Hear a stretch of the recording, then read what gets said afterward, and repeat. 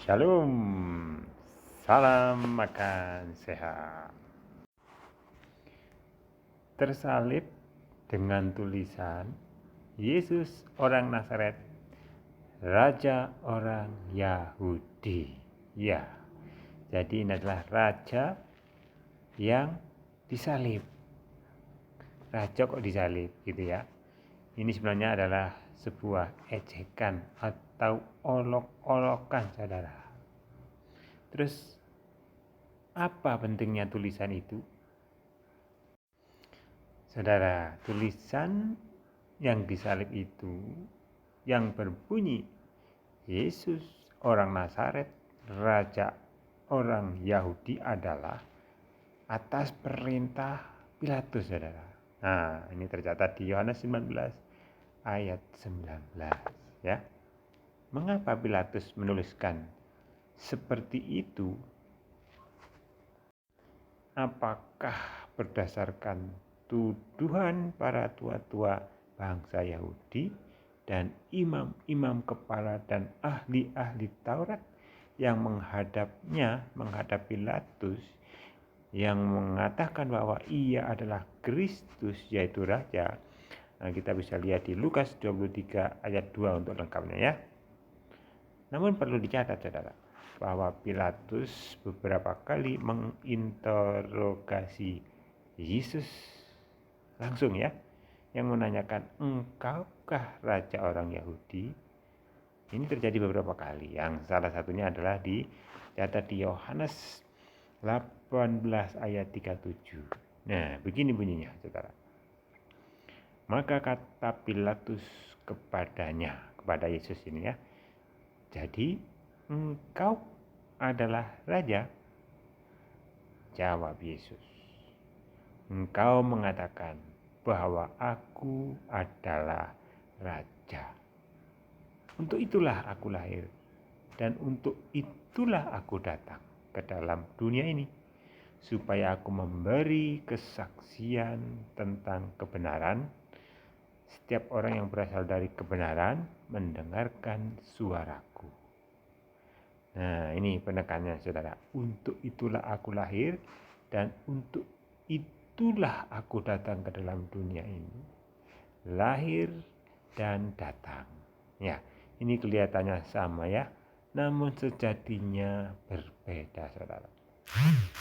Kalau dikatakan lahir itu ya, maka ada proses, ada benih, kemudian lahir, bayi, remaja, dewasa, dan seterusnya. Kalau datang, tentu ada tempat asalnya. Datang dari mana, kan gitu ya. Yesus itu adalah firman, saudara. Berasal dari mana? Dari surga. Dan datang ke dunia mengambil rupa seorang manusia. Ini sudah banyak dicatat ya. Nah, ini sebenarnya adalah penegasan eksistensi Yesus Kristus, saudara. Dan kelihatannya Pilatus sadar bahwa Yesus memang benar-benar anak Allah. Kemudian apa sih pentingnya tulisan Yesus orang Nazaret, Raja orang Yahudi?